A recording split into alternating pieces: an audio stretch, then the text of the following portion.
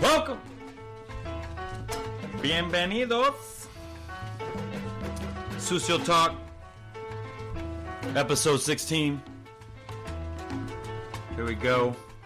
First day of spring was yesterday. So should be seeing all the food changing in those seasonal restaurants. Peas, asparagus, and all types of other joints. Our spring season here in California is literally like 3 weeks long. So enjoy it while you can. Get out there and cook whatever you can. The weather's getting better. People are getting vaccinated. So it's starting to feel a little bit, I'm not going to say normal. It's just starting to feel regular. Not normal. It's starting to feel regular again. All right? So, big episode this week. You got Chef Daniel Varano. Chef Daniel Varano is a former chef in the Olympics. He competed in Berlin for many, many, many years. He is that, classic chef. White apron, white chef coat, sleeves all the way down past the hands, and you're like, how is that coat not dirty? Very old school, but I learned a lot from him. And he was basically my first ever chef in high school when I went to vocational high school. And I think that he saw something in me early on and would take time out of his day to show me extracurricular things like pâtés and things like that. Things that he was really interested in. He was very artistic. So he was always like carving, Native American headdresses and things into watermelons, things like that. I'm sure you've seen, the avocado art that they got these days, but this was very classic, and he always had a knack for that. Salt dough. I remember he made a whole rooster out of salt dough, and just the detail in say the chicken feet, just the little ridges, taking his time with all the detail to make it perfect. And I still remember what that piece looks like mentally to this day, and what that Native American headdress on that watermelon looked like.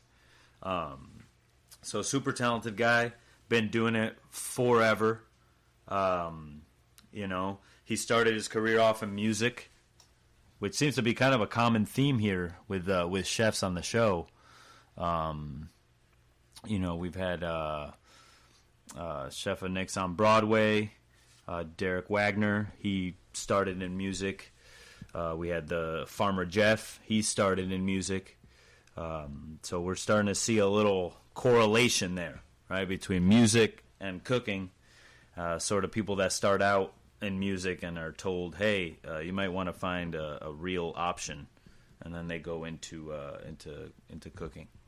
So shout out to them, Derek Wagner, and Farmer Jeff. If you haven't checked those episodes out, please do. Sucio Talk is gaining traction. I want to thank everyone that's listening. And a couple interesting things have happened. People that have been listening have been suggesting guests to me, and I've been able to secure 2 guests on the show coming up here soon. So thank you, and feel free to reach out to suciotalk@gmail.com with any questions, concerns, comments, stories that you'd like showcased on Sucio Talk, so I can make sure that you guys get the right fix of content that you need. Got a couple shout-outs this week.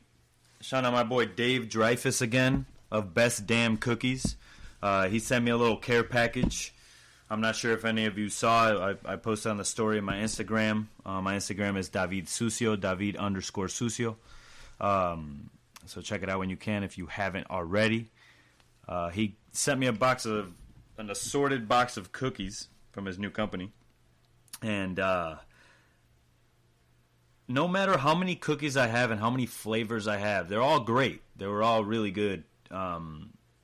You know, but the chocolate chip always stands out to me, no matter what. And I don't know if I'm just partial to chocolate chip cookies. So if you're ever having a cookie tasting and chocolate chip cookies are in the competition, do not have me taste, because you already know that the chocolate chip cookie is going to win. But he gave me about, I think it was 6 different flavors. He had a kelp one, cofresi, which he named after a Puerto Rican pirate named Captain Cofresi, and he basically hid his treasures around the Caribbean, shit like that. So he's a legend down in Puerto Rico. So he got inspired. I think it's a pineapple and coconut cookie. Then we got the OG, which is that chocolate chip brown butter cookie. Levante, which was a good one for me. It has espresso. It's an espresso cookie, and it's really has a good chewy texture to it, like just a soft cookie. And I reached out to Dave to say thank you, and we talked a little bit about the cookies. He said the espresso cookie is his favorite because, one, it's vegan, and when he told me it was vegan, I sort of knew something was up with the texture. I was trying to figure it out. Is this missing eggs? Like, what's in this? What's making this like this? But it was really good. It was really good. So shout out to you, Dave, getting them vegan cookies right. And then I had a couple other people reach out to me this week. We had Chef Nico Murator. Nico, Niccomuratore, of Mamnoon Restaurant. It's a Middle Eastern spot in Seattle. He hit me up, and I'll go ahead and read his message right here. Just wanted to reach out and say I love the podcast. So great to hear all these stories of these badass people and how they got to where they are. And here's some hilarious stories along the way. Got my cooks listening now too, and you've got an amazing platform to spread knowledge, inspire all of us in the trenches cooking every day, and push positivity in our industry. Thanks for doing what you're doing. Nico, thank you for doing what you are doing. All right? Thanks for getting the cooks involved, listening to the show. And ladies and gentlemen, that is exactly why I started suciotalk. I started it to inspire people, right? Because sometimes all you need is that little push. You may have an idea floating around in your head. You may sort of dream every day, which is something that I do, and you also think about how you're going to put these dreams together and what you're going to do. And sometimes hearing just the smallest story or the smallest anecdote or quote from somebody on the show or anywhere in life can push you to actually start those things, and as I said before, don't wait for something to be perfect to start it. All right? If it's 80% there, go for it, because all you can do is grow from there, and you'll learn from your mistakes, and you'll probably fail a couple times, but that's okay, because that's needed. It's necessary to fail in order to succeed. All right? For a long time, I've been shouting out Truffle Shuffle. Those are my boys out there, Tyler and Jason. Shout out to Chef Jackson Yu of a restaurant called Omakase. He is the man. He's sushi chef,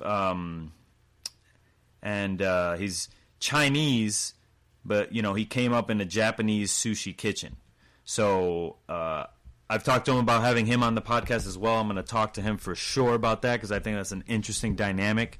But also how a person says, I'm going to spend 10 years, at least to 10 years, doing one thing. I know I couldn't do it. I know I want to be a chef, but I needed to have take different trains to get there. One long journey for me at the same place didn't really look that attractive. But now, after sort of meeting Chef Jackson and getting into his head a little bit and seeing why he did the things he did and where he's at now, it's definitely a viable option for those of you out there who are kind of, looking down this barrel of like, oh shit, well, I'm going to become a butcher. It's like, I think it takes a good 10 years in any profession to gain expertise in there. So just the dedication that man has, coupled with how fucking cool he is. We chilled out. He showed me how to make sushi rice. He showed me how he cures his fish, how he brines his fish, how he smokes his fish, where he gets his fish from, strictly from Japan. So, dude, he's got a wealth of knowledge, and I can't wait to hang out with him again. So shout out to Jackson Yu of Omakase. And then, as I was saying, Truffle Shuffle. I am the chef ambassador of Truffle Shuffle. All right? I'm spreading the gospel. My job is to take this message as far as I can take it. So if you haven't already signed up for a Truffle Shuffle cooking experience, get your ass out there and sign up for it. All right? You do it all online. They send you a kit, and you cook along with the chefs. Sunday's the big show, and then they do private events all week throughout. Okay, so you can book something for your restaurant. You can book something for if you work in an office, wherever you work. You can hook up a cooking experience with them, personalized to you. I did a couple of them myself recently for a couple of wineries, private parties, and it was a lot of fun. Everybody's relaxing, sipping wine, cooking a little bit, and it feels good to take the time to teach people who don't view cooking as a profession. They don't do this professionally, but they're interested in it. And it's a less daunting way to be able to do it. Because, in those videos, we slow down, we take our time. There's no rush. There's no time limit. So it's however long it takes us to get to the desired product is how long they will be, So shout out to Jason and Tyler once again. To my boys over at Truffle Shuffle and Sarah Rundle as well, who runs the beverage over there. Nico Muratore, I'm going to come see you at your restaurant. That's Mam Noon Restaurant in Seattle. Thanks for sending the message. Don't miss next week, Truffle Shuffle. You can cook with Raekwon and Method Man. All right, Raekwon, Method Man. I'm about to go down and have the whole Wu-Tang on there. You know what I'm saying? A little bit of education for you. So without further ado, we're going to start this episode. Once again, if you need to reach out, my Instagram, David_Sucio, David_Sucio. Suciotalk@gmail.com, suciotalk@gmail.com. Email me whatever you'd like, whenever you'd like. I've only received a couple pieces of hate mail, which I think is good, right? When you get hate mail, you know you're making it, right? So the couple of people who sent me the hate mail, go fuck yourselves. All right, thank you very much. So to all the fans out there, thank you. Have a great drive today. Just remember, the work is never done. And even though there's an ending to the story right after that, there's another chapter. All right? So, Sucio Talk, episode 16. And tell you the truth, I'm recording this before I even wrote any of the material for it. So I have yet to choose a title. But it's okay, because it's my podcast. Please enjoy.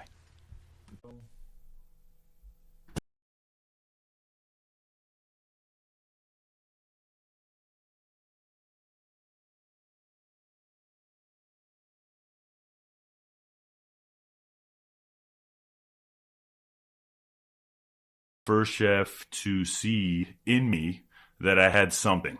And this is very early on. This is high school. This is vocational school in Wilcox Technical High School, where you were the instructor. Chef, how are you?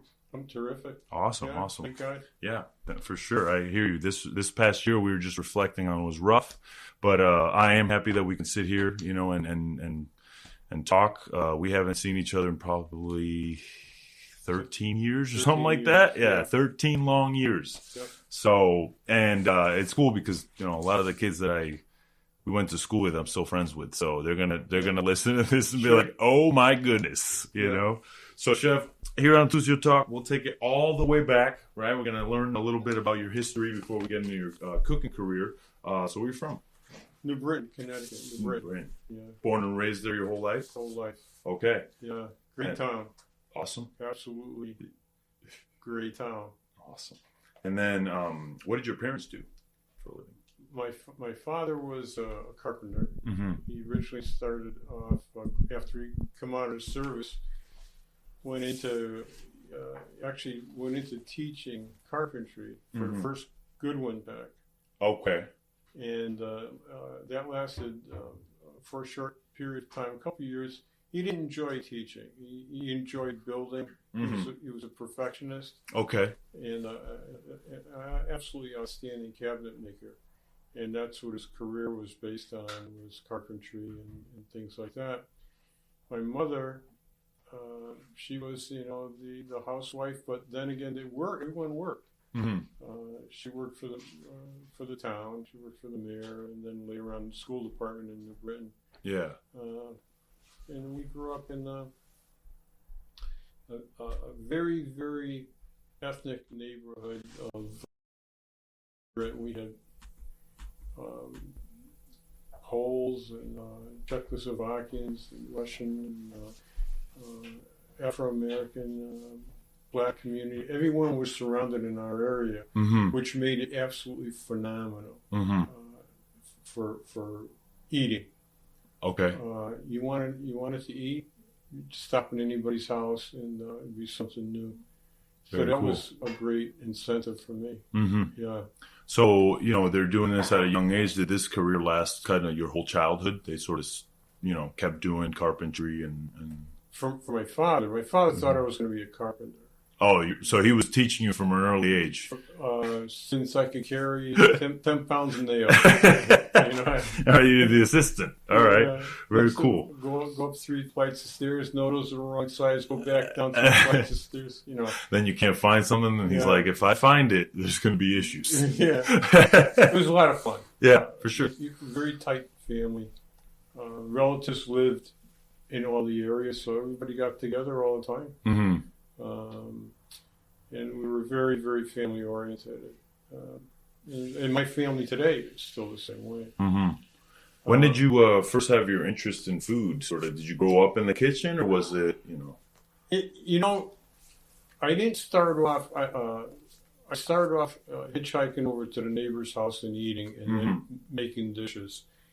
I had a very interesting career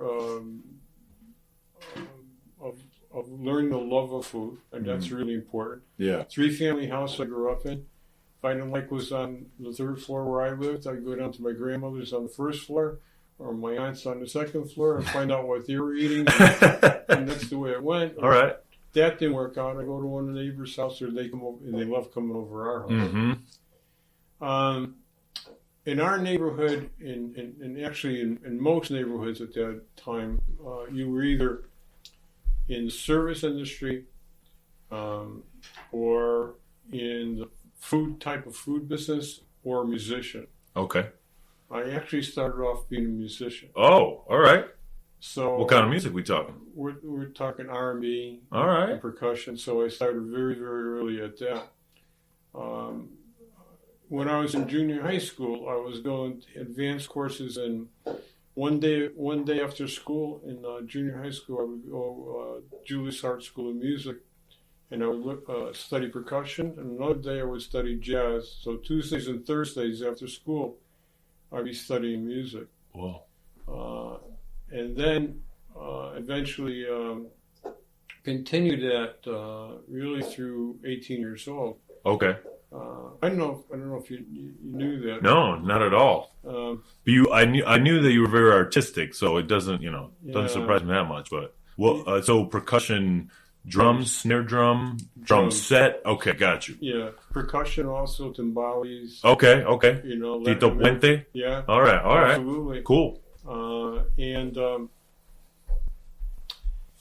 it was a tough decision, because in the junior high school I didn't want to go to vocational school. I had an incentive to go to music full time, Yeah. go to Berkeley. But I ended up, long story short, selecting to go to a vocational school versus going to the high school. Mm-hmm. With the opening, I still could do music, which I did do. Mm-hmm. And I played through high school. We could share with you some of the people that I performed with. Yeah, let's do it. Yeah, Chuck Berry was one of them. Okay.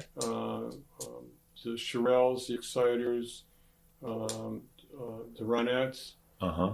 I was part of backup groups when they came into the New England area. Even at 16 years old, Yeah. I was playing backup for them, and I have a whole catalog. That's so cool. Yeah. And so it was at 14 years old. At that time, we were able to travel. My mother and father really had a lot of trust in me. Okay. So I was playing in New York City and coming back and forth on the weekends. Yeah. At 14 years old and 15 years old, which is hard to believe today, isn't it? Whoa. Were you train or Train, Okay. yeah, and going with the group. Stayed. If I was in New York, I'd stay on 46th Street at a place called Tony's. Uh-huh. And so Tony got to know me. One day I stopped in and I said, "Hey, can I see your kitchen?" Yeah. And he said, "You're a musician. We just see my kitchen broken in."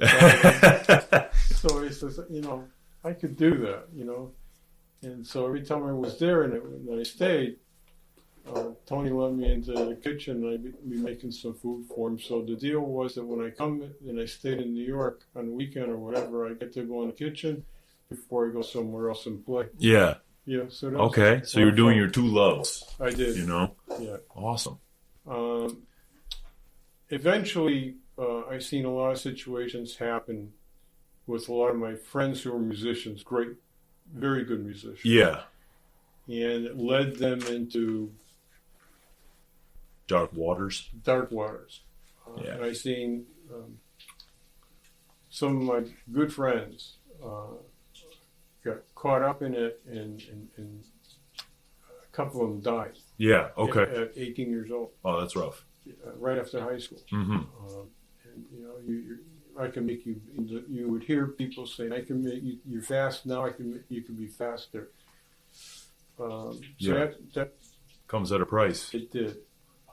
How did you find yourself staying above the influence, staying above the fray? Was it that trust that you had with your parents, or Yes. was it just It's the trust I had with my family and my parents and myself. I'm a very directive person. Mm-hmm. I can't be misled very, very easily, Yeah, for sure. or directed into ways that, I could see that. and I always thought, never lied to my parents. I never would disrespect them. Yeah. And if anything would happen that I would hurt them, would hurt me more. Yeah. So that's the way I grew up. Okay. Yeah. I see that. Now, what year are we talking here? Right now, we're ending up into my going into Goodwin Tech Mm-hmm. and studying. So I'm talking probably 16 years old, 17, 18. I'm still playing. And are you in carpentry at the school? No, I'm in culinary. You're in culinary. Yeah. Okay. So, let's talk about that. Because how did you pick that? Your dad's like, you got to do carpentry. Well, it was shock syndrome. Okay. Because he thought I was my son, the carpenter. You're like, I'll take an apron. And the way it went down was that was parents' night. You remember that? Yeah. Oh, yeah. Parents' And, night. my father went in to see the carpentry teacher with a big smile on his face because he taught with both of these guys. Yeah. And they were great guys. Yeah. And they said, "Angelo," he said, "how's my son doing?" He said, "The son did great." He says, "I got something to tell you." He doesn't want carpentry. My father was he was beside himself. Yeah, for sure. And what does he want? He says he wants to cook. So it took him a while to adjust to me being in culinary arts. It took him a while. He got over it, I think, maybe about 3 or 4 months into it. I'm sure he was calling the culinary instructor every day. God. How's he doing? Oh, no, he sort of like bypassed me a lot at home. Yeah.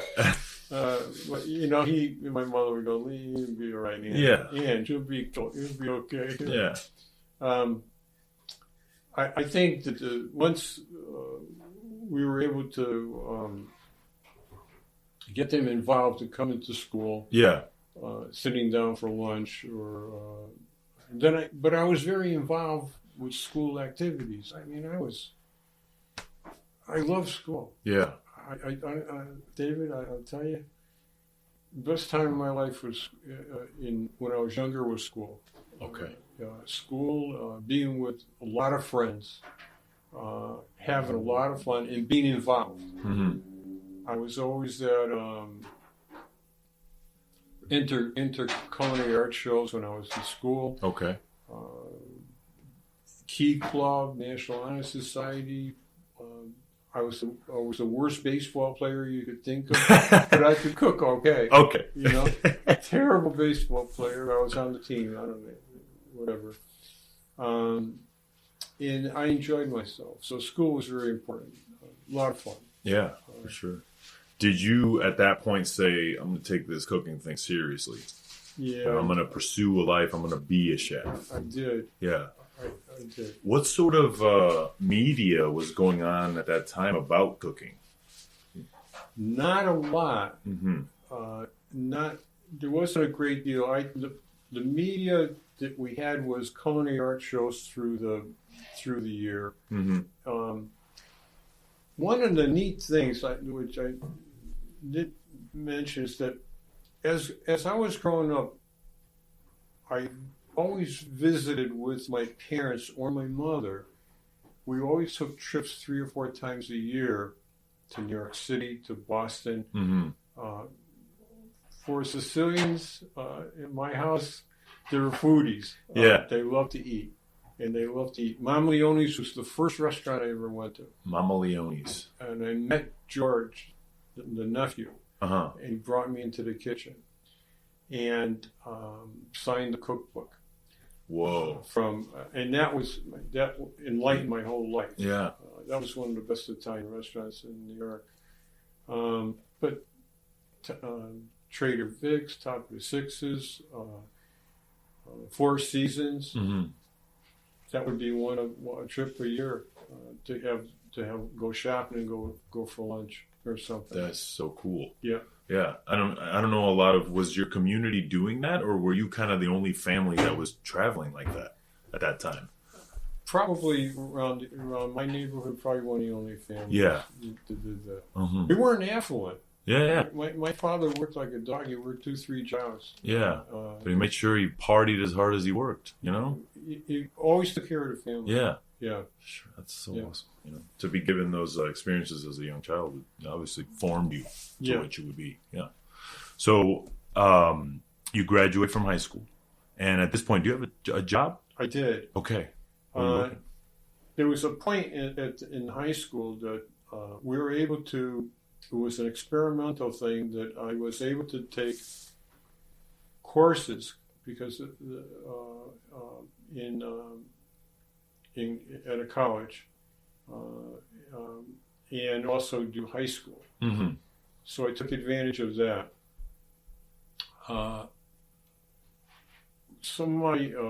worked at a country club, and it happened to be that most of the college teachers, it was part-time situations teaching, then they worked someplace. Yeah. So at that point, cooking instructors weren't just cooking instructors. Exactly. Okay. Exactly. Wasn't a career yet. No. Okay. They worked at pastry shops. They worked at country clubs and situations like that. So I happened to have 2 of my teachers who I worked for. Okay. And I learned a tremendous amount from them, Mm-hmm. Here's a 6-foot table worth of meat after school.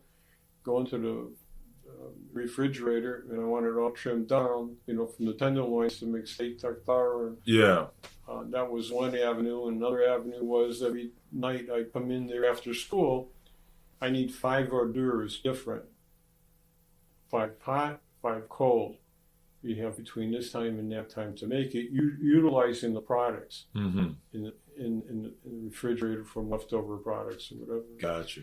So that's how I formulated, or I was taught the utilization of products and what to do. Don't throw anything away. Exactly. Mm-hmm. And that's the way it was done, though. Yeah. It wasn't like you call up and say, send me 18 boxes of assorted hors d'oeuvres. You made them. Yeah. And that's what I taught too. Don't waste anything. Yeah, for sure. For sure you did. So after that, I finished, graduated, finished high school. Prior, in 1967, I got offered a summer job. This is cool. To work at the Graham in Algonquin, Maine. Okay. And that was where the Kennedys stayed, Rose Kennedy and everything like that. Mm-hmm. This is a funny story. So they came down to pick me up before graduation. Mm-hmm. And drove me back to Algonquin, Maine. And the chef was from the Fontainebleau in Florida. And I got interviewed and I got accepted as a job. And here I am, shaking in my pants. This chef from the Fontainebleau is over there. That was a summer job. Yeah. Because they came up during the summer. So the chef took a liking to me. He was a brawny guy, and his wife worked there also. And he liked me a lot. And his wife said, always pay attention to, don't mind the chef, because he's a very serious person. I said, okay. The rest of the group were all our age because they were all college kids. Yeah. And who was in Portland came in was Janis Joplin and Jimi Hendrix. Whoa. So I said to Chef, and the kids were asking me, Dan, I know this is what you like to do. Want to go see Janis Joplin and Jimi Hendrix? I said, wow, that'd be great. Yeah. So I said, I went over and I asked the chef, can I come in a little bit later tomorrow morning? I had to be in at 5 in the morning. Yeah. And he said, no, I need you here at 5. Oh, my God. So I went anyways to see the concert. You're not gonna give that up. You got to be a fool not to, right? Next morning, I looked. The alarm clock went off. I was late. Oh. I went too late. Got into the kitchen. Chef didn't look at me. I said, "Oh my God!" Oh, that's the worst. Oh, I hate when that happens. Silent treatment. That's terrible. That's how you know you did something wrong.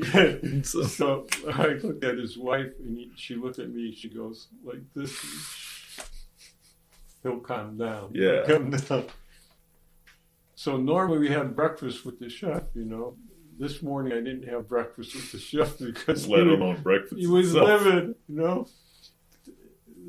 he said, don't ever do that again. By the end of the day, I had to. It took to the end of the day for him to talk to me. Everything was done by pointing. I need something. He pointed, But I learned a big lesson about that, and I think he got over it because he's seen everybody else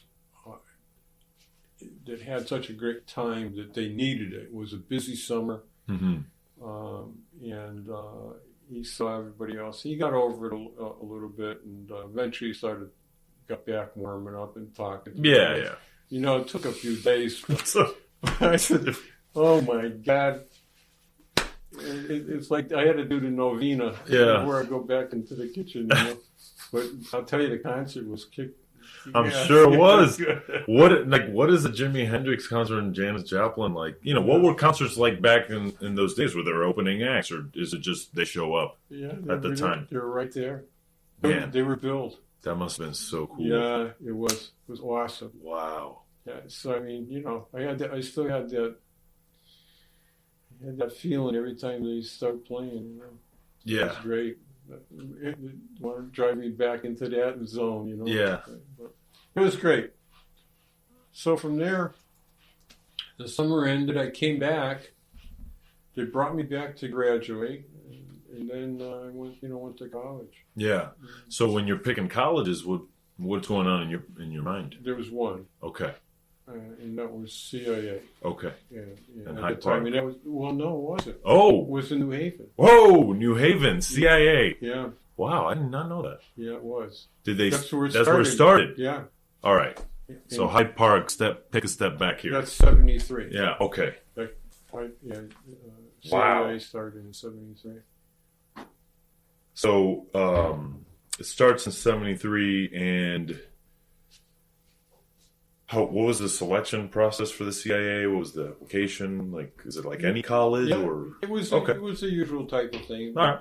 It wasn't what you paid for college. No, it wasn't. No. I'm still paying it. Yeah. They got me for like another 30 years. Yeah. Well, a lot of Trying to become a millionaire out here, pay next year. Yeah. No, that's the way it is. Yeah. Were the chef instructors that were there at the time, were they sort of highly regarded chefs? Yes. Did they have those other jobs as you were Yes. mentioning? Okay. At that time. Yeah. So chef instructors were chefs. They had other. Yeah. Okay. How did class work? Sort of like, what were the It was more on site production. Okay. One of the things, I don't want to get into what they offer, what they didn't offer, but one of the things is you didn't have a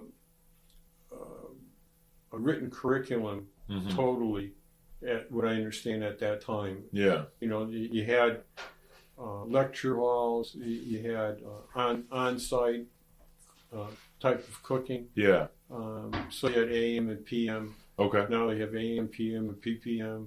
All right. And that type of thing. So you had, and then you also were trained in different restaurants in the area, the Taft Hotel, Yankee Silversmith in town, and Okay. things like that. Wow. So you also worked under different chefs, and they, gave you recommendations. Mm-hmm. Now, what was the temperament of those chefs? Were they hard men, or was it? They were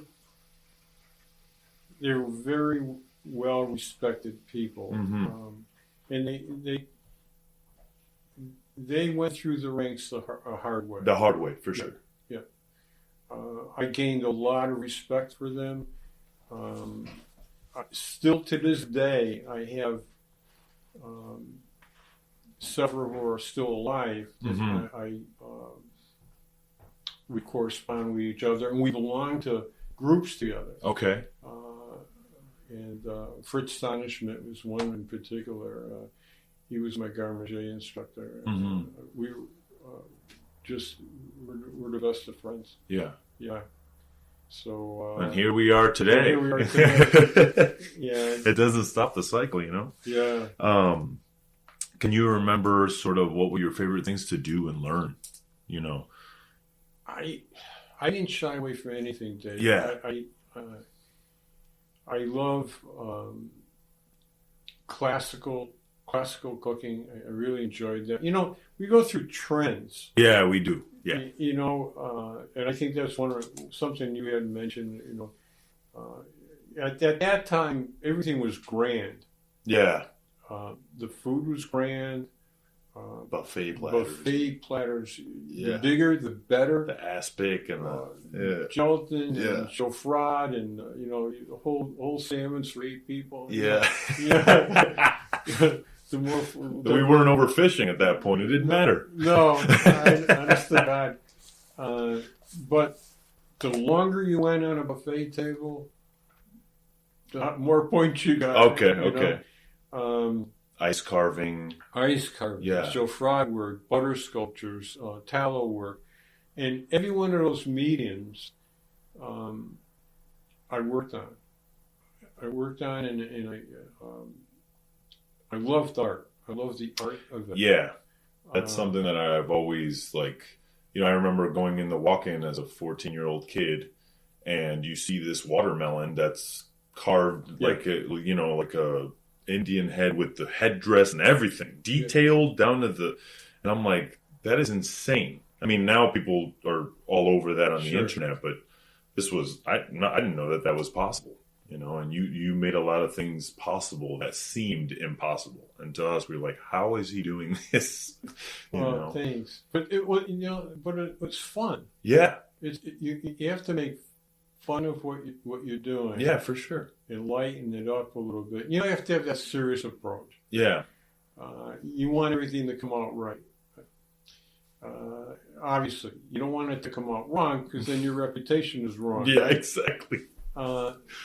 But when it comes to designing and sculpting and layouts, I take all those things not with a grain of salt. I think you should have a direction of whatever you're doing. Mm-hmm. I don't care if it's making that single plate, because when your cook is as good as your last meal. Remember that old story like that, and I really love. And the hardest person on me ever is me. You could be judged. I'm the worst judge. Yeah. Of me, and I'm going to say that about you too, because I think that's you. That's something you learn very early on, because especially in this field where it's like everybody's on you, kind of nitpicking you. It's like, well, if I nitpick myself 5 times worse, then it's not so bad. Yeah. And, it's about being truthful to yourself as well. If somebody doesn't like something, I think a lot of times now the chefs are like, well, you didn't understand it. It's like, well, maybe it was bad, Exactly. Maybe it didn't taste good. Maybe I didn't make it right, You have to be honest with yourself. Mm-hmm. Is it good or is it not good? Yeah. And the other thing is, ever since the beginning, is it realistic? For so many years, I worked in a private city club in Hartford. There was 3 clubs, and then there was 2, and we were one of the 2. And anybody belonged to these 2 clubs. Mm-hmm. And I worked there 10 years at University Club of Hartford. You had to be on top of your game, because you had people from all over the world come in, just like in your restaurant, and they'll say, well, I had this at that place over there, and it wasn't like, and people don't understand that you're 2 different people. Yeah. So you have to bring them into understanding what you do and what that person does over there. That was probably one of the best jobs I ever had, besides teaching. Yeah. It was a great job. And then you had let me know that, in high school you were active in all these groups. Yeah. When you got to the CIA, was it the same thing? Did they have groups, or was it sort of just the instruction of the kitchen? Was the instruction of the kitchen, and you had outside groups. Yeah, like class presidency. Like, was there any of that kind of thing going on? Were you involved in it? I was more involved with competitions. Okay. Yeah. Okay. Who held the competitions? Well, like the Connecticut Chefs Association would have a culinary competition. There would be a New England, in Boston competition, and then as that matured through the late '60s, then you started going nationally. And then internationally, which I was involved with, nationally and internationally. Yeah. Is this sort of what did you like about the competition? Was it that aspect of pushing yourself? Was it the deadlines? Was it all eyes are on me? Yeah, all the above. Yeah. I liked that. I mean, my wife could testify. The kids were growing up, they would say, must be a show coming up. Dad's got show face on. That's awesome. Yeah. I love that. But we, all through my first retrospect, my first competition was in high school. We had best piece by a student. I was on cloud nine. Students, some of the schools and colleges were involved with it, and young Johnson Wales was involved with it. Yeah. Because they were young. Yeah. Don't forget, my wife was one of the first graduates from Johnson Wales. Oh, wow. Because that was before then. It was an all-girls An school. all-girls school, exactly. Yeah. So she was the third year, I think, or something like that. And they didn't, at that time, she had three, there were only three girls, I think, in the school. Wow. And so she was involved with a little bit of that. And then later on, matured, she got involved with me. Mm-hmm. How old were you? Well, we were in our 30s, I guess. Okay, so your school had come and went for you, and got you. But competing was all the way from 1967 through early, to 1992. Oh, wow. Yeah, wow. I finished competing. Then I just directed myself to students competitions. How in these competitions, how many chefs are on your team? The individual competition. Individual. Yeah. Okay. And thus I was competing with a full table. Uh-huh. And we had to go against hotels. So if I was in a club, again, the until a certain time, the hotels could go as long as they wanted, and we couldn't compete with them because we only had in a club probably 6-8 people working. Yeah. Kitchen, you'd have 25, 30 people, and Mm-hmm. everyone else washing your pots and pans. We had to do all the above, and the cost. Yeah. And the cost. I entered 4 culinary competitions, 4 Grand Salon competitions. Uh-huh. Took first place against hotels 3 times, and came in third place with 11 awards 1 time. Mm-hmm. That was a magic trick because, again, these hotels. Mm-hmm. But it's the staff that you had on hand. It wasn't me. They really performed. Mm-hmm.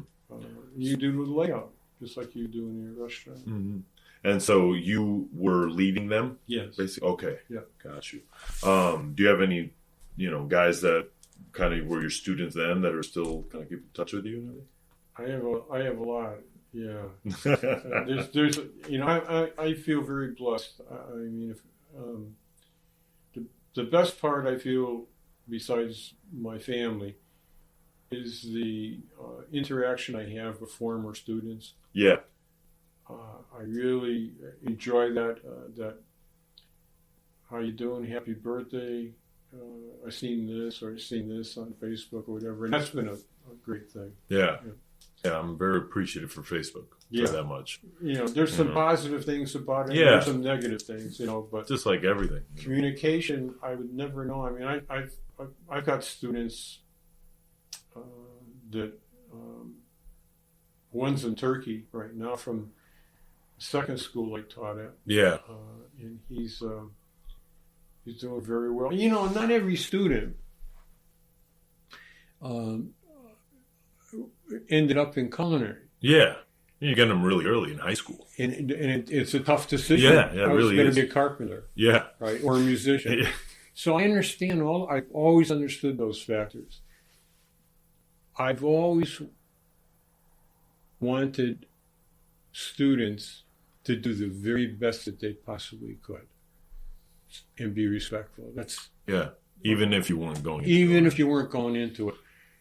I see some terrific posts of different students who are in medical trades or medical situations that I'm very proud of. I'm proud of anything that you feel successful at, Yeah. and it makes you successful. Mm-hmm. That's you could do anything as long as you're happy. For sure.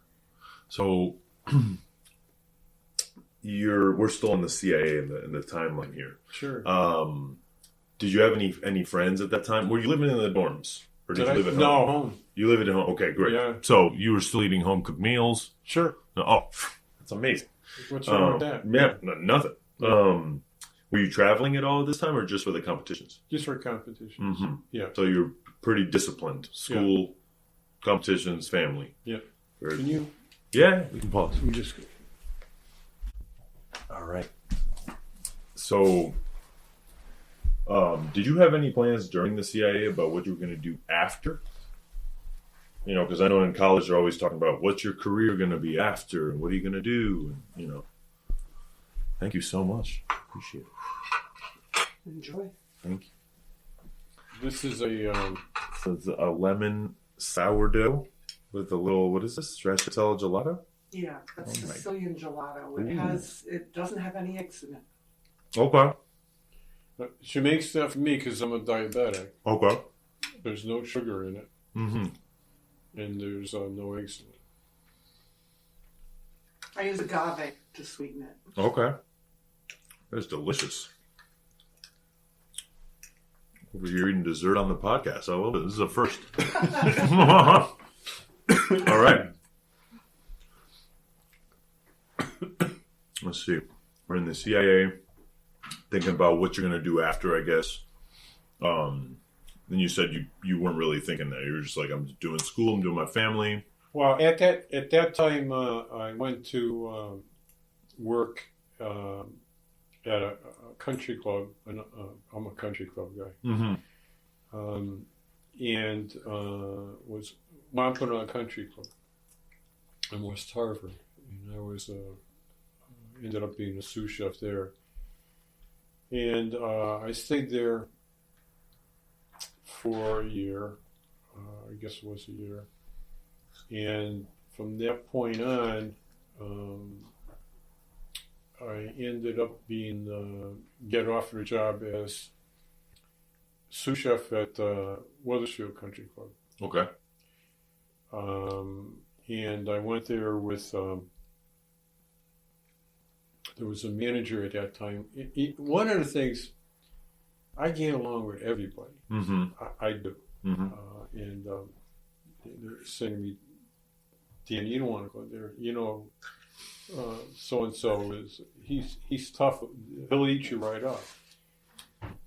And I said, no, I'm gonna give it a shot. Mm-hmm.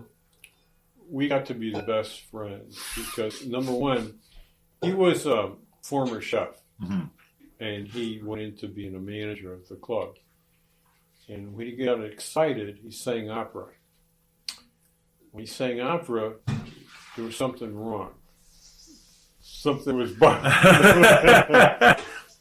That's we became him and his family. I was part of the family. Mm-hmm. The chef was leaving, and they were going to look for another chef. And so I said to him, Mr. So-and-so, I said, I'd like to have a shot at being a chef. I was 21 years old. Now, you have to understand that Wethersfield Country Club was a home of the GHL at that time. Mm-hmm. So every year they would have the Greater Hartford Open.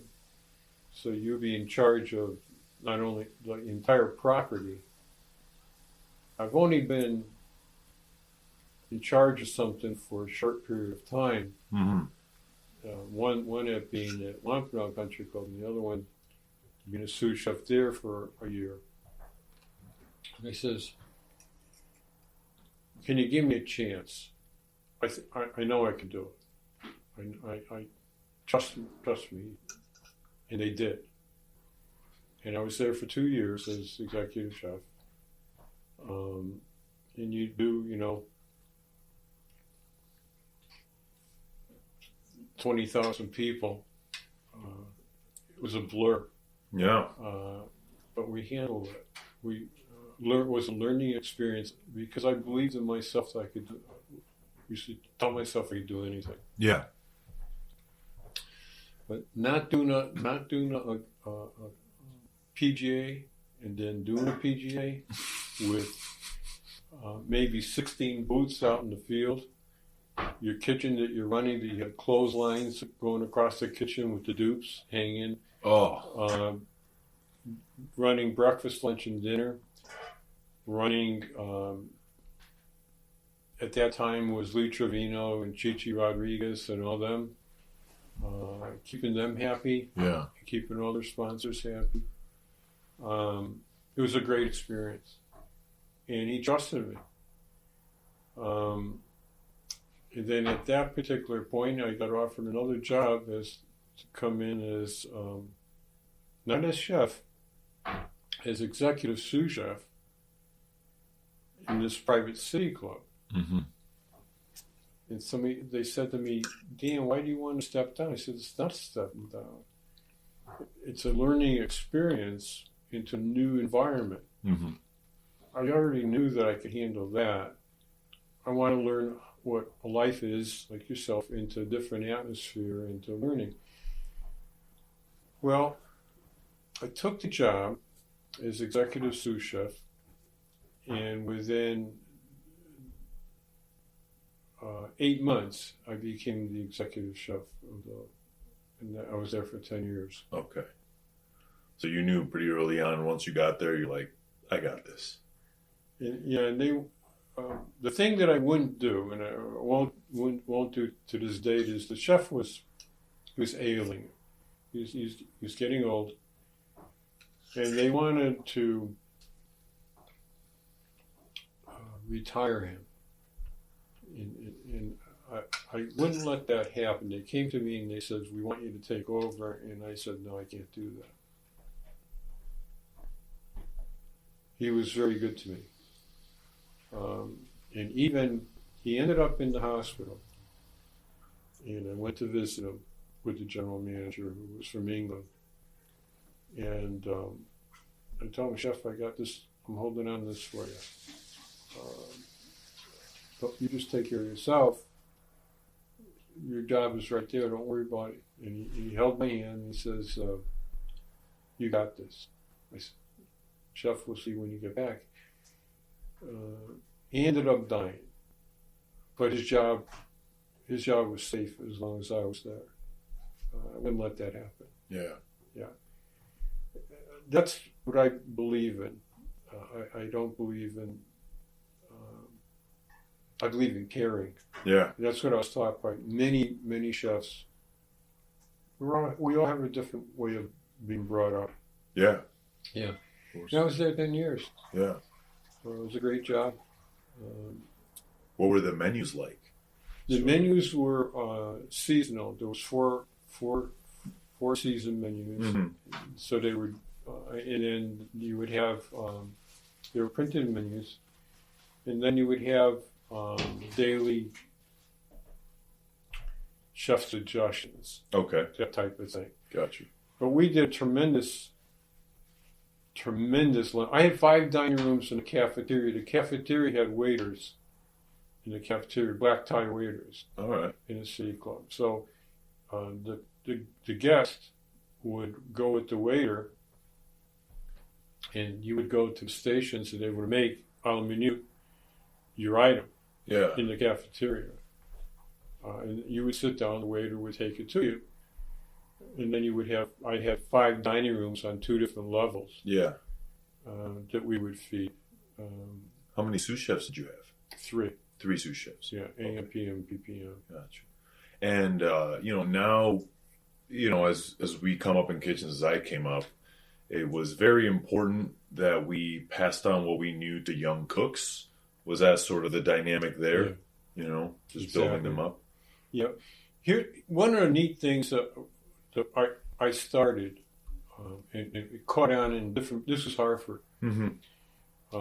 One of my dear friends, he was at the Hartford Club, which I loved him to death, German. His name was Hans Frondorf. He was the executive chef over there, and I was at the University Club. Kurt Reinhardt was at Travelers Towers. I mean, these are all executive dining rooms in Hartford at time. Yeah. In the 70s. Yeah. Hartford was New York. Popping. Yeah.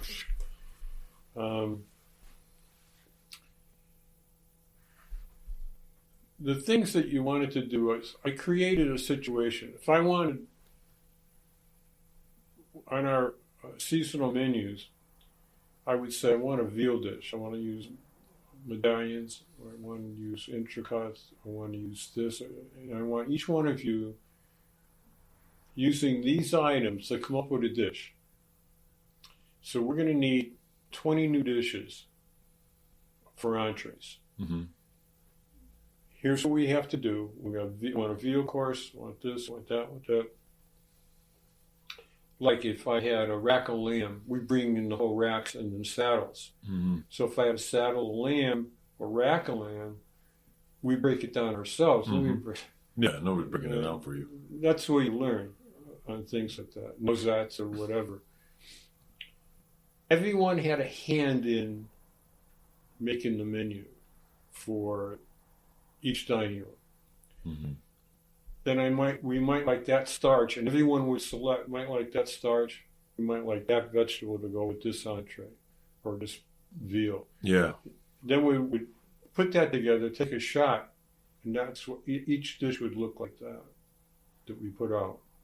And then you have daily specials for lunch, because you get these same people out. They were all lawyers, attorneys, congressmen, that type of things. So you had your captive all the time. Yeah. Gotcha. So that's how we worked. Did you find yourself having a relationship with your guests? Sort of they knew who you were. Hey, that's chef. Yeah. Okay. Yeah.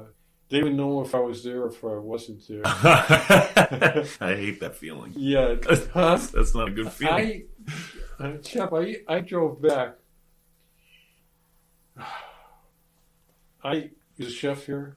And there we go. Oh boy, Mr. McCarthy's here, and he's got this one. He wants to show off the chef, or whatever. And I'd be just getting home from Hartford to Bristol, Forestville. I'd be getting a phone call. Mr. McCarthy's coming in for dinner. And he wants to know if you're going to be there, chef. He's got a guest he wants you to introduce you. Clean up, changed, go back in the car, drive all the way back to Hartford. Right? I'm exhausted. I was there 6:30 this morning. Sound familiar? Yeah. Yeah. Put myself on a split shift because I used to come home because to pick up the kids, and so they went so they could take a nap in the afternoon or whatever, and I get back and drive all the way back. But they would know. And I remember this one time, George Ewing, God rest his soul, he loved lamb chops. He loved them medium rare. Okay. And I come back in and one of the waiters come up to me, chef, George's not happy with these lamb chops. Oh my God. I go, what's the matter with them? And they were exactly how he wanted them, but he didn't see my face making them. So I peeked out the dining room. I went like that, waved at him, gave me one of those everything's great. I sent the darn things back out to him. At the end of the night, he goes, boy, those are the best darn lamb chops I ever had. I touch them. It's the mentality. Yeah, it is. Of the people, man. Yeah. Yeah. Wow. Yeah. But they wanted, and the thing is, Jeff, is that they were paying me for that. Mm-hmm. That's what I understood. I learned that. They were paying me to be there for them. What sacrifices is that they're not paying me to be home. Yeah. You catch that ninth inning baseball part of the game, or Yeah. the gymnastics that you missed a little bit of, and things like that. So that was the hard part. Mm-hmm. Making people happy, we could do that. You do that all day, yeah. Yeah, just have to be there 16 hours a day, Exactly. right? And you know that. Yeah, that's what I was telling you before we started. It's like, you know, at a certain point, you only care about the restaurant. Yeah. You really only care about the restaurant and its guests, and you Yeah. stop caring about yourself. Yeah. You know, you start pushing your family away. You don't go see them. They stop inviting you to things because they know you're not going to show up. And Yeah. I'll bring this up now. It's very hard for me to talk about, but he was in my class, Christopher Ferry. Yes. And Yeah. He had a very unfortunate passing, and Very. I remember I was in, it was summertime. It was like junior year of my college, and my friends asking me, "Hey, are you coming?" And I straight up, I was like, "No, I have to work." And all these years later, I still regret it. Yeah. Because, that missing that one day, I think I would have still been sitting here talking to you. It wouldn't have changed anything. Yeah. But it would have changed the fact that I wouldn't have regretted it, and I would have seen him for one last time. Yeah. And really gotten that goodbye. What a great kid. But, yeah, it was an awesome kid, and he showed me like how to be cool, and I wanted so much to emulate him because he just had confidence. He did. And I didn't have any of that, and I thought it was so cool that he liked me and that I was his friend, and and he really did care, because I went to school that first year and he would call me and we'd talk on the phone, and I came back the first summer from being at school, and he was like, "Hey, when are you going to come visit me?" Mm-hmm. And my goal for him was always like, "Hey, why don't you come to school with me?" Yeah. Because he was, sort of in Connecticut, not doing anything. And, so shout out to Chris and his family, because I love him. Yeah. And I use that regret to fuel me to, well, I'm going to make it worth it now that I missed that funeral. Mm-hmm. If I have to spend my whole life working hard to make sure that he knows that I really did love him and care about him, Yeah. and that I am sorry that I didn't show up that day, I know that. Yeah. So, yeah. So you're in this university club, and you're sort of, let's say we're 7 years in. Did you kind of at that point feel like you needed to go?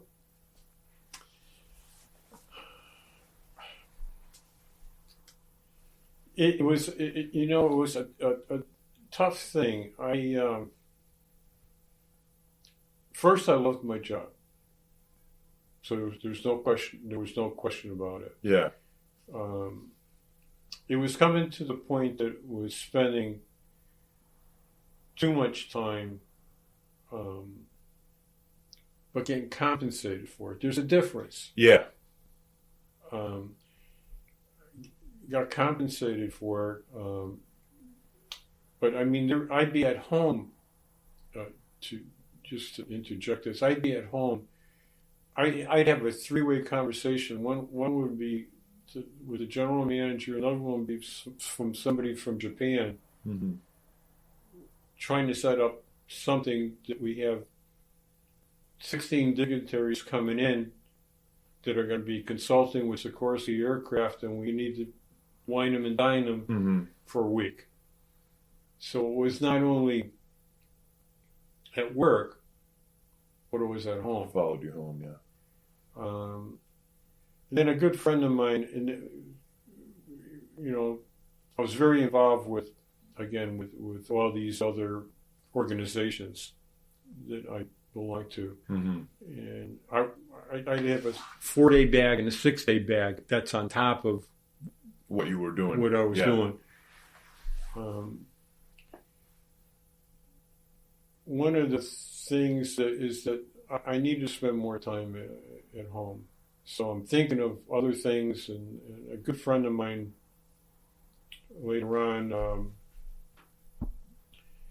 says I was coaching some students also in a high school in Massachusetts, Mm-hmm. and he said, "You'd be a good teacher." Be a good teacher. I'm a chef. And an opportunity came, and I had left. Eventually, I had left the university club. On good terms, but they didn't want me to go. Mm-hmm. And they kept the job open for 6 months. They put my sous chef in there, pro temp, and they wanted me to come back. And I ended up taking a part-time gig in between, being coached into going back to school and teaching. And I did. I left a job that I was making a lot of money, and what I don't even want to tell you what I lost, but it all paid off because I got to be with my kids. I got to be with my family. So to make up for that, I started was a teacher part-time, left a full-time job. They only had an opening part-time, 27 hours a week. Oh, what are we talking? What school? That was Eli Whitney in Hamden. Okay. Where one of my best friends, Summer Diana, was the department head there. Mm-hmm. He was opening up a position for me to become a teacher. I went to college. I had 10 years to get my degree. Mm-hmm. I got it in 3. I worked part-time to make up for that, where I probably was working 40 hours part-time. So I was working teaching, going to college, and working part-time 40 hours a week. Mm-hmm. Well, to spend more time. And I did that for pretty much until I got to, I was there 10 years at Eli Whitney, 14 years at Emmett O'Brien, and 6 years at Wilcox. Okay. So Eli Whitney, were you part-time the entire time? I was there 1 year part-time. 1 year part-time? Yeah. What did you find, you're being a teacher for the first time. Mm-hmm. What were the challenges there? The challenges of first-time teacher? From being a chef, because you probably thought to yourself, well, I can cook. Why I should be able to teach it. I'm teaching my chefs every day. There's no, Or did you come at it like, this is going to be a challenge? I've never done this before, Scared as hell. No, I could handle the golf club. I could handle the 5 dining rooms. You're like children. I don't know. The different personalities. I don't.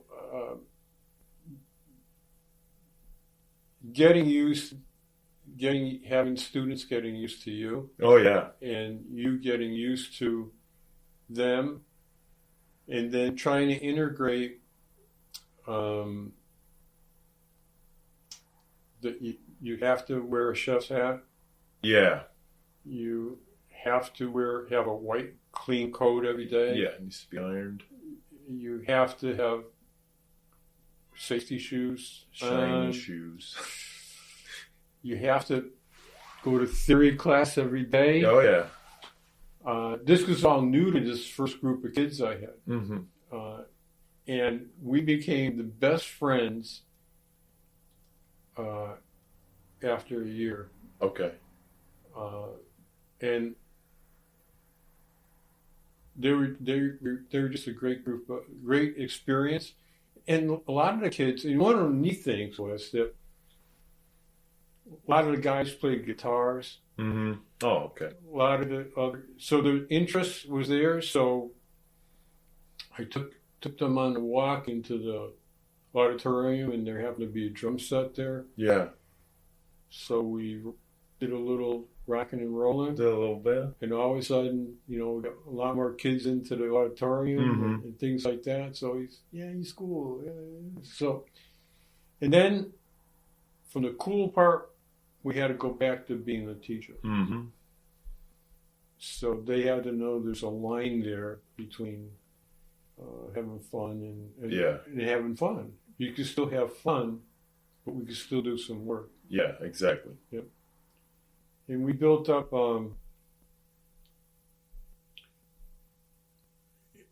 At the end of being at that school, I had more restaurants on Dixwell Avenue and bakeries that wanted our kids. Mm-hmm. And they would say, Chef, I needed Joanne and Bob over there to come in and work. Can they work down here? Will you give them credit? And at that time, if they were doing A work or B plus work, I would go to the office and say, look, I got to get these kids over to the restaurant. Is there any problem with that? They're going to do the same production as they're going to do here. They're going to do it over there. Chef, you got it, whatever you want. That's so awesome. And that set the stage. Yeah. Because everyone in that area knew that the kids that came out of that school, they worked. Yeah. What they did there, they could do at my place. Mm-hmm. Danny's Espresso, right? There's three espressos. Danny Selena, he was one of my kids. He owns 3 espresso places in Hamden, in New Haven. Yeah. Another kid owns 2 McDonald's. Yeah. You know? They learn how to be businessmen, for sure. Did. Yeah. And they learned how to be gentlemen and ladies, and they were all great kids. Yeah. Everyone has flaws. I do. I have yeah, we're all, so when you come to the end of your time at that school, it was probably hard for you to leave, I'm guessing. What prompted your leave from there to go to Emmett? Was it a better offer? No, there's no better. Opening up a new program. Each one was to open up. Open up the program, that's right. Because when I got into Wilcox, that was the first kitchen. Yeah. Did you design that kitchen? Yes. Okay. Yeah. Awesome kitchen. I did 6 kitchens in the 33 years. Okay. Which schools?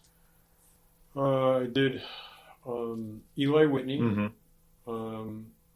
We had 5 kitchens in Eli Whitney. Oh, wow. You know the size of our main kitchen at Wilcox? Yeah. That was my bakery. Wow. Yeah. How many kids went to that school? Was it? We had 30 in a class. There was 1,100 students. Okay, that's why. Yeah. Wilcox was a little bit smaller. Yeah, no problem. That's All right. So you built 6 kitchens. 6. And then, so your second kitchen that you built, I'm guessing, right, from Eli to go to Emmett? Emmett O'Brien. Okay. Now that was it was a 1-room,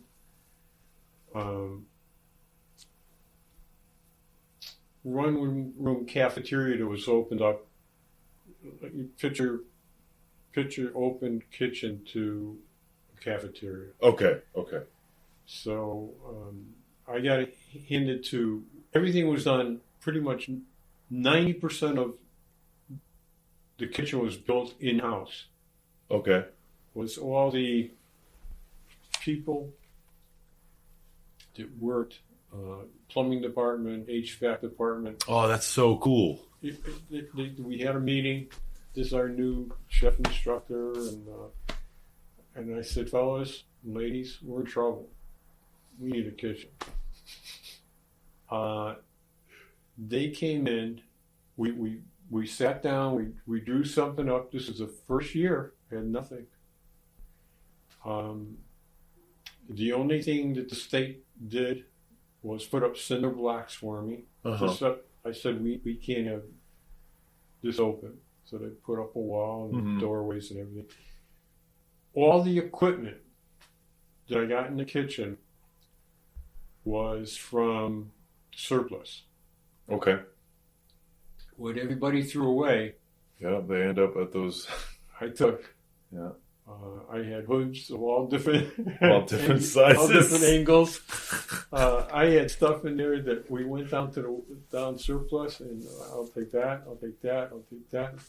Place was closing up. Yeah. I made friends with the community. I made sure that I had people on a craft committee. You know, in a craft committee are business people in the area Mm-hmm. that promoted the school, promoted the students, promoted programs. They all invested into, they all bought my kind of charade, Mm-hmm. carnival act, Yeah. and they put the kitchen together. Very cool. I tell them, I need a bathroom. They built a bathroom for me. You know, we need locker rooms. We took a storeroom. We made 2 locker rooms out of it. Yeah. And then later on, it was unfortunate. You know, a lot of times people say we want to put something here, and they don't think of all the logistics that are involved. Yeah. So anyways, we got that off the ground, and then I was there 14 years.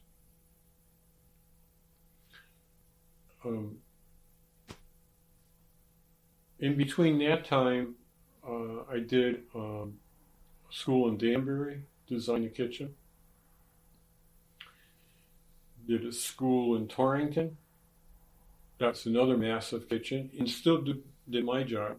Yeah. Did paperwork, designed it, did all their equipment lists and everything they needed. And then we did one in Hartford to redo the Hartford program. Mm-hmm. That we did that. Then it came to Wilcox, and 5 years prior to that, I think it was 5 or 6 years prior to opening up Wilcox, they had called me and asked me about the program. And people that I'm familiar with, the Mesite family from the Villa Capri and Mm-hmm. Log Cabin. I got all these people together Yeah. to. Everybody wants something, but I want professional people to tell them what is needed.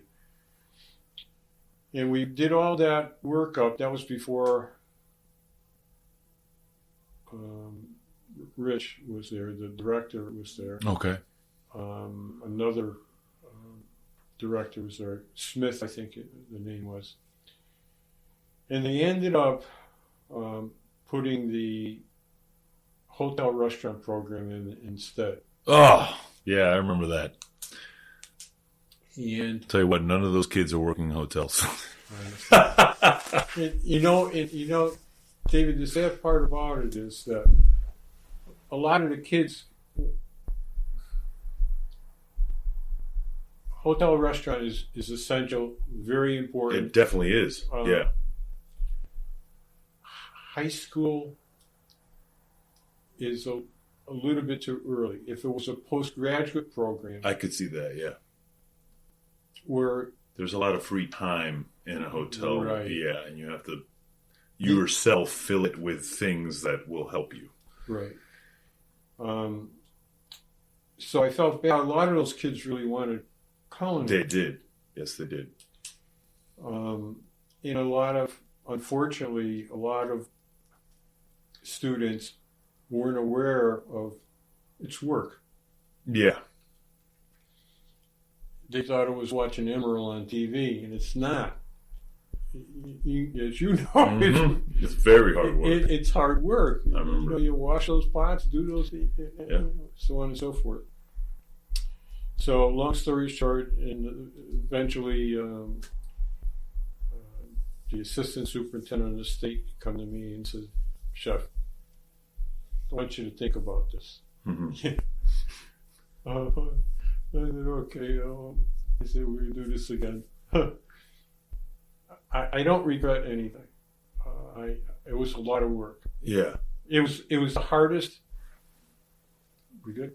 Work. It was the hardest startup in all of them that I had. It was a lot of people weren't on the same page with contractors and stuff like that. There was no one there to guide them when I wasn't there.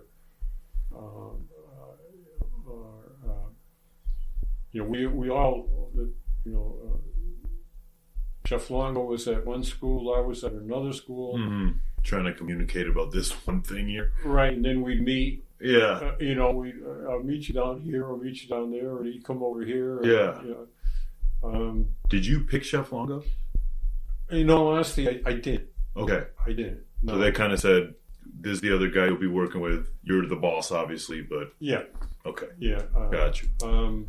Normally, things changed. Normally, you had interviews and so on and so forth and stuff like. I have no regrets about anything. It went off well. Yeah. But sometimes that connection isn't always there. Yeah. You might have a sous chef that the sous chef. Yeah. You don't meet eye to eye. And you're trying to, but it worked. Yeah. I think you guys were professional enough to keep it away from us. Yeah. Whatever disagreement you had, whatever it was, and I felt like, and then when you guys got Chef Callie in too, like that was then we were a full, like, this guy's got pastry, you guys, you got the restaurant, Chef's got the cafeteria, we're good. Yeah. But a lot of people, like you said, the work, they don't realize that these vocational schools, these students are doing the cafeteria work. Yep. There's no ladies. I mean, sometimes there is, but they're frying the French fries. They're cooking all the burgers for 1,000 kids a day. Like, it's hard work. Yeah. And that's why I think I loved it so much, because I'm like, this isn't school. You know what I mean? No. I'm washing dishes. I'm talking to Chris. I'm having fun. And that's one thing that I love too. Is like, you guys always made it fun. It wasn't like, yeah. And then you have to toe the line when it's exactly. time to rock and roll. When it's time to, hey, let's go. For sure. The menus that you guys put together, is that sort of a state thing that they send you? Like, this is what we want you to serve, or are you like, okay, do you guys have a choice? Like, say, I guess I'm questioning because every Friday was pizza or chicken sandwich day or fish sandwich day, and I'm like, where did that come from? That, unfortunately, if it was up to Chef Longo, Chef Varano, it wouldn't happen that way. Exactly. And it never was that way. Mm-hmm. It was when a new regime came in, we went to central purchasing. Okay. So every school, this is the lineup that had happened. At one time, we were able to buy from purveyors of our choice. Yeah, we had Cisco coming in.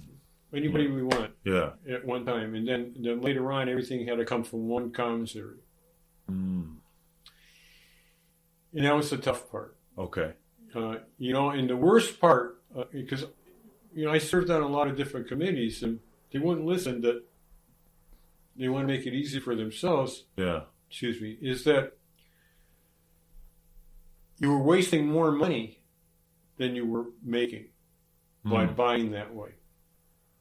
Instead of saying, look, I need 5 heads of lettuce.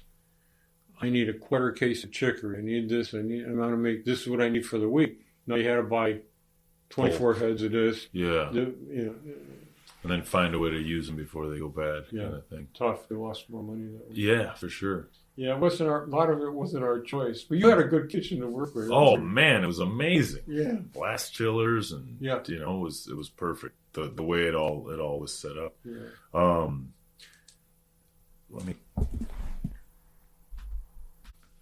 All right, so something I want to ask you is, sure. How do you see in students that they are going to be chefs and they are going to be in restaurants? Because like you said, there's been students that aren't chefs, and then there's students like myself that you don't think about this when you're a kid, but when you're looking back on your life, and I looked at the time that I was in that high school and you were my instructor, you took the time to show me pâtés and sausage making. And I remember it was only really me and Chris who you would show this stuff to. It wasn't, and I don't think it was out of like, well, I'm going to show them and not them. No. Never. But I definitely did sense sort of like, okay, this guy cares a little bit more than the rest, I think it's a twinkle in your eye. Yeah. I think that you could see that someone shows an interest in certain avenues, and you try to put that carrot out there and see if that person wants to really go after it or is interested in it. It's like finding out if your likes and your dislikes without asking someone. You can tell by their personality on something. That's how I tell about you. But you have so many interesting people in your class. Yeah, we really did. It was very diverse. Yeah. There was. I was in love every single day, literally, because whether the person showed a great deal of interest or not, they always tried to give it their best that they could. They really did. Yeah. And I that was immediately I picked up on.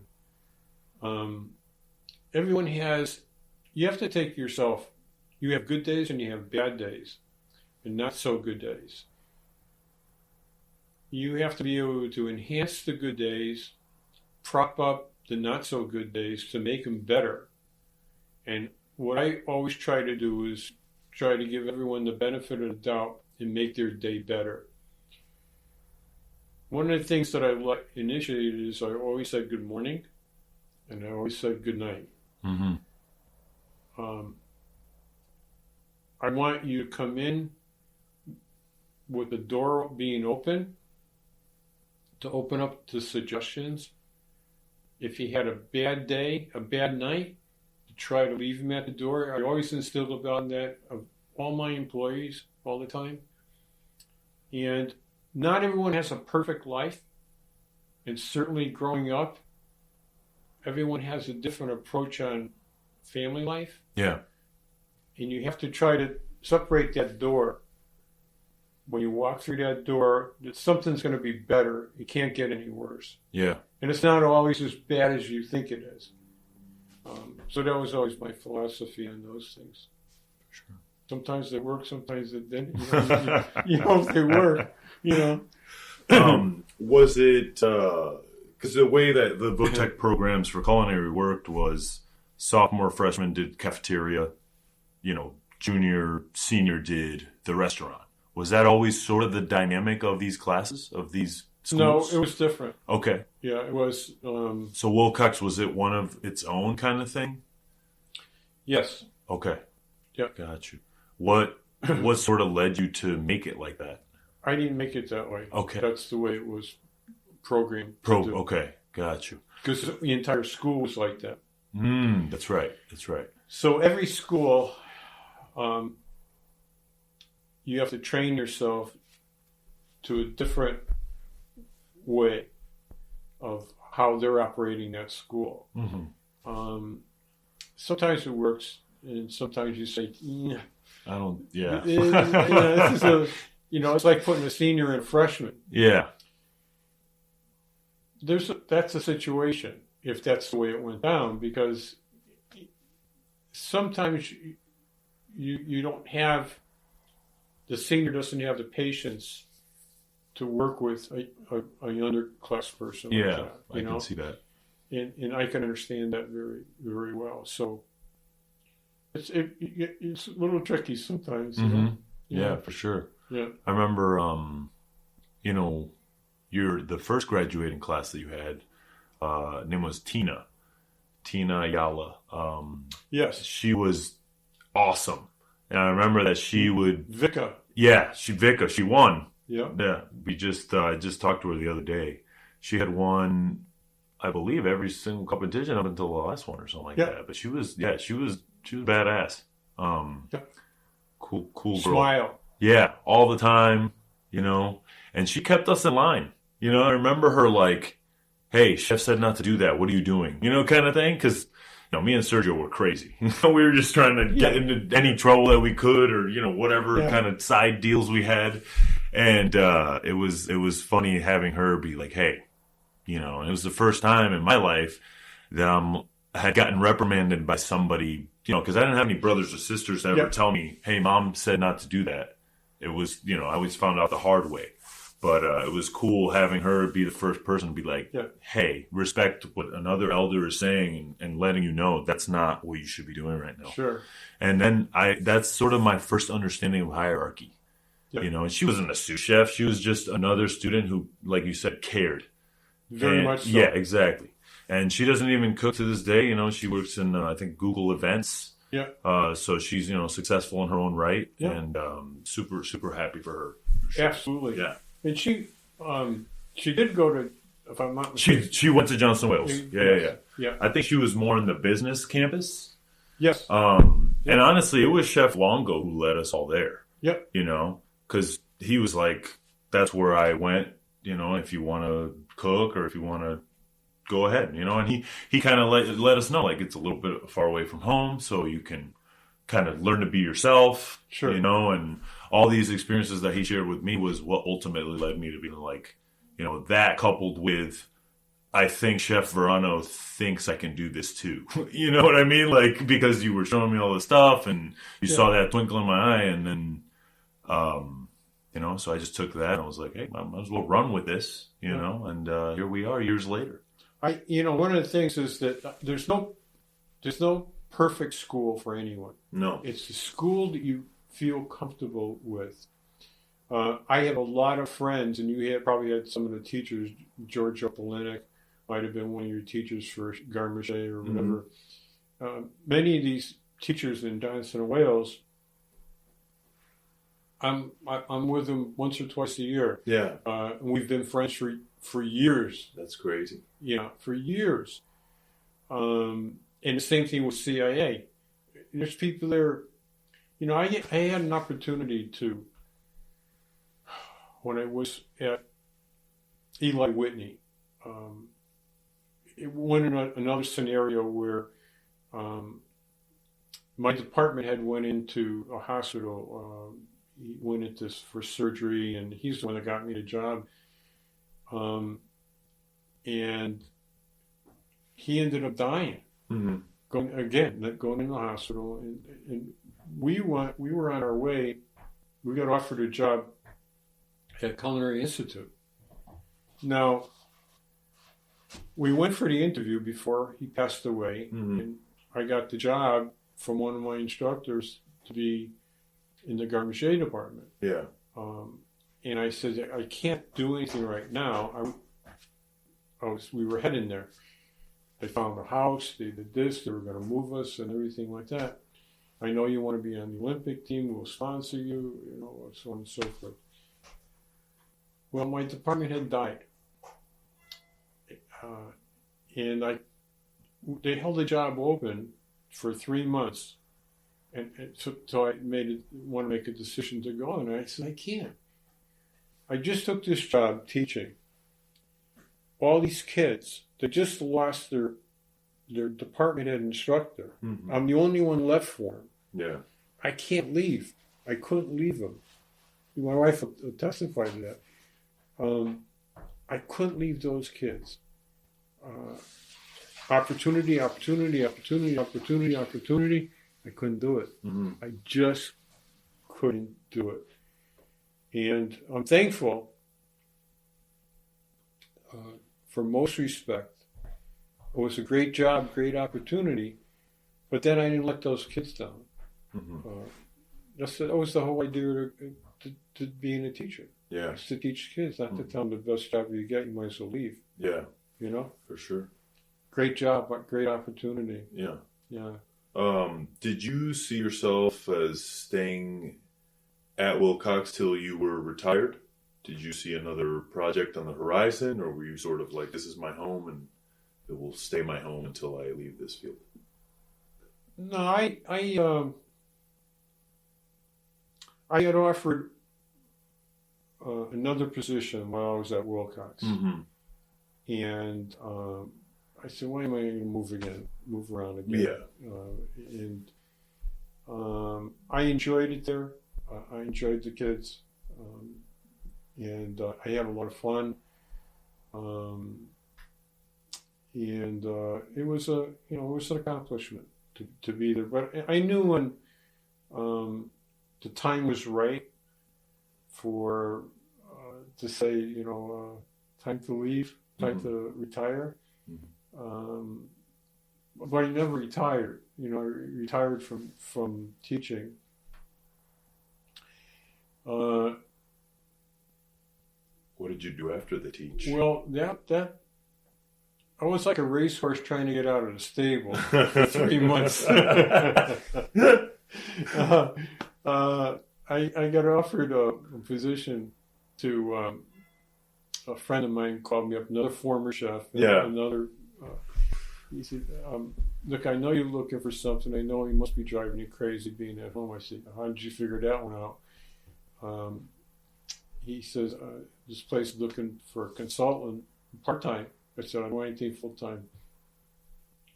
And it was a big property in Connecticut. And it could do anywhere between 2,000 and 10,000 people a week to be a consultant on the running of the facility, food service facility. And I did it for 2 years, and part-time became full-time, Mm-hmm. and it was just too much. We did parties, 15,000 people Yeah. for a weekend, and things like that, which I enjoyed. It was a challenge. I haven't done that in a long time. And then I got off that job and got home again. And in between that time, I got a phone call and said, "Dan, I want you to think about something." I love this. Would like you to come back and would you like to come back and teach again? And I said, let me think about this. And what does this entail? Mm-hmm. And it was entailing teaching kids, young adults who are struggling in different areas. And I said, that'll be different. I thought about it a day, and let me go in and try it a little bit, and things like that. And I did it for two school years. And I ended up teaching pastry was the main Mm-hmm. item. It was neat. And I had a great reward because no one thinks about the student who's struggling with emotion or something. Yeah. People are, for the most part, and I don't blame them, are looking for the achievers. Well, they're achievers too. Yeah. They might not be on the same plane. Yeah. And I'm going to tell you something. It was one of the most rewarding 2 years I had in teaching. Yeah. Yeah, it was a great day. I had a ball. And all the kids graduated. That's so cool. Yeah. You're like the Godfather. Like every time I think I'm done, they pull me back in. You just can't leave it. Hey, Tony. Yeah, but that's your true passion, and once you find your true passion and you work in it, I don't think there's any going back, Yeah, one short thing. I had my daughter-in-law knows this young lady, and I taught her. Mm-hmm. I taught this young lady, and she got married, and she saw my name on her Facebook. It's amazing how that happens. Mm-hmm. She says, "How do you know Mr. Varano?" And my daughter-in-law says, "Well, that's my father-in-law. Yeah. He was my teacher at some place." And she has, if it wasn't for him, I would never got through school.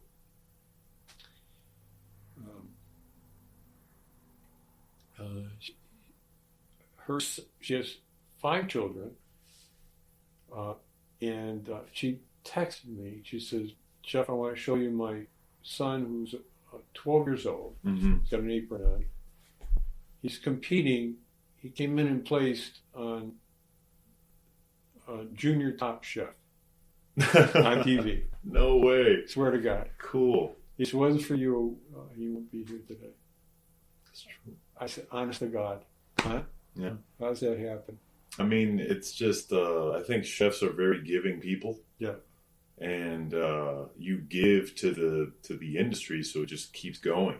Yeah. And the machine that is now, being built, and, because of you, I've been able to get to where I'm at. And, now I can influence others. And I'm sure at some point in my life, somebody's going to reach out to me and be like, "I got kids now."